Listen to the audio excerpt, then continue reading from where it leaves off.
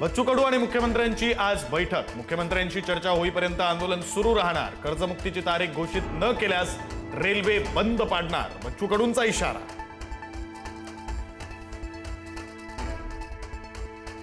मनोज जरांगेंचा बच्चू कडूंच्या आंदोलनाला पाठिंबा। जरांगे पाटील आंदोलनात सहभागी होण्यासाठी नागपूरला रवाना।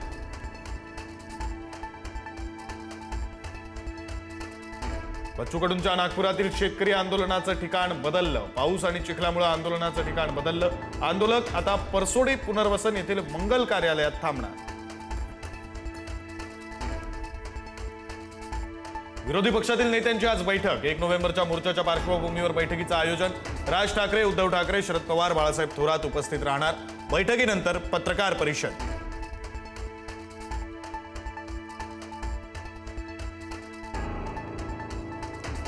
ठाकरेंच्या शिवसेनेनंतर आता मनसेकडूनही मतदार यादीच्या घोळाचं प्रेझेंटेशन। आज रंगशारदा सभागृहात राज ठाकरे लाव रे तो व्हिडिओ स्टाईलने करणार पोलखोल।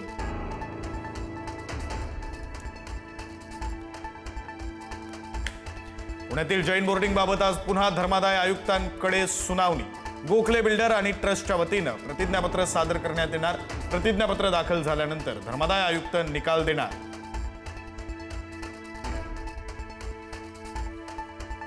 संपदा मुंडेंच्या हातावर लिहिलेली सुसाईड नोट आणि पत्र यामधील अक्षरात फरक। सुषमा अंधारेंचा आरोप। पत्रामध्ये निरीक्षक शब्दात दुसरी वेलांटी तर हातावर पहिली वेलांटी। संपदा यांची हत्या झाल्याचा अंधारेंचा दावा। मुंबई महानगरपालिका निवडणुकीसाठी 11 नोव्हेंबर रोजी पार पडणार आरक्षण सोडत 227 प्रभागांसाठी आरक्षण सोडत काढली जाणार। 28 नोव्हेंबरला अंतिम आरक्षण जाहीर करण्यात येणार। स्थानिक स्वराज्य संस्थांच्या निवडणुकांमध्ये व्हीव्हीपॅट सध्या शक्य नाही। कायद्यात तरतूद नसल्यानं व्हीव्हीपॅटला हिरवा कंदील नाही, राज्य निवडणूक आयोगाकडून स्पष्ट।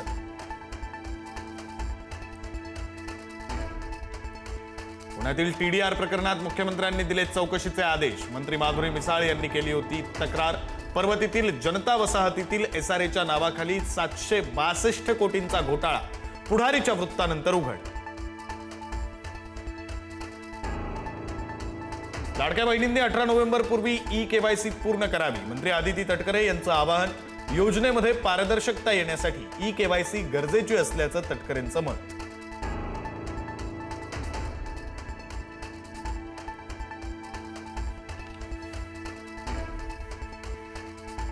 मंत्री माणिकराव कोकाटे बदनामी प्रकरणी पोलिसांनी न्यायालयात सादर केला अहवाल। रोहित पवारांनी रमी खेळतानाचा व्हिडिओ केला होता शेअर। अहवालानंतर न्यायालय काय निर्णय देणार याकडे लक्ष।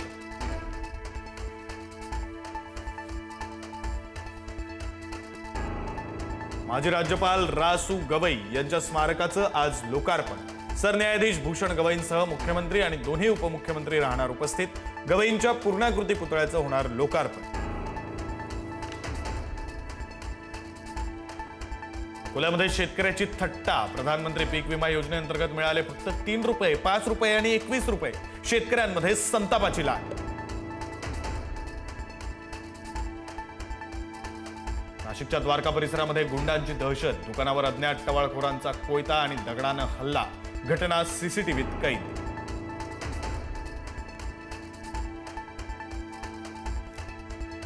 कोल्हापुरातील रजपूतवाडीजवळ चाकू आणि कोयते नाचवून दहशत माजवणाऱ्या 5 जणांना अटक। पुढारी न्यूजच्या बातमीनंतर कोल्हापूर पोलिसांची कारवाई।